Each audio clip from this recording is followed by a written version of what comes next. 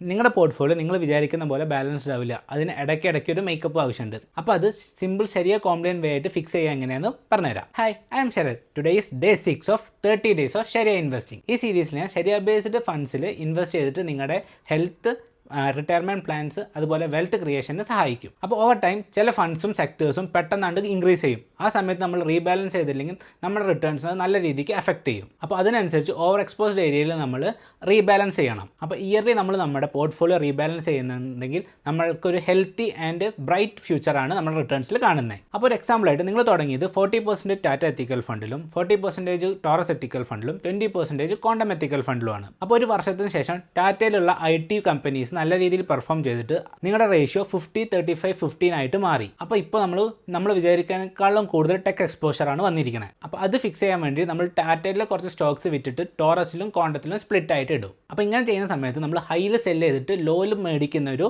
സ്ട്രാറ്റജിയാണ് implement ചെയ്തത്. Also നമ്മൾ out പെർഫോമേഴ്സിൽ നിന്ന് നമ്മൾ ഗെയിൻ എടുക്കുകയും ചെയ്തു. പിന്നെ നമ്മുടെ ലോ പെർഫോമേഴ്സ് റിക്കവർ ചെയ്യുന്നതിൻ്റെ മുന്നേ നമ്മൾ കുറച്ച് സ്റ്റോക്സ് ആഡ് ചെയ്യുകയും ചെയ്തു. എല്ലാ മ്യൂച്വൽ ഫണ്ടും ശരിയ കോംപ്ലിയനിൽ വരുന്നത് തന്നെയാണ്. അപ്പോൾ നമ്മൾ കോംപ്ലിയൻറ്റ് മാറിയിട്ടില്ല, സെയിം ശരിയ പ്രിൻസിപ്പിൾസിൻ്റെ അകത്തുള്ള ഒരു റീബാലൻസ് നടത്തുകയാണ് ചെയ്തത്. ഓൾസോ മാർക്കറ്റ് നല്ല വോളറ്റൈൽ ആണെങ്കിൽ നമുക്ക് ഇയർലി 2 പ്രാവശ്യമൊക്കെ റീബാലൻസ് ചെയ്യാം. പക്ഷേ റീബാലൻസിങ് ഓവർഡു ചെയ്യുന്നതും റിസ്ക് ആണ്. ഇനി നിങ്ങളുടെ പോർട്ട്ഫോളിയോ റീബാലൻസ് ചെയ്യാൻ നിങ്ങൾക്ക് ഹെൽപ്പ് വേണമെങ്കിൽ ഡിസ്ക്രിപ്ഷനിൽ വാട്സപ്പ് ലിങ്ക് ഉണ്ട്. You are free to contact. അപ്പോൾ ഇനി നാളത്തെ വീഡിയോയിൽ ഗ്രീൻ പോർട്ട്ഫോളിയോ സ്മോൾ കേസ് എങ്ങനെ ബ്രേക്ക് ഡൗൺ ചെയ്യുക, പിന്നെ ശരിയ കോംപ്ലിയൻറ്റ് സ്ട്രാറ്റജിയിൽ എങ്ങനെ ഇതിനെ ഫിറ്റ് ചെയ്യാമെന്നും നോക്കാം.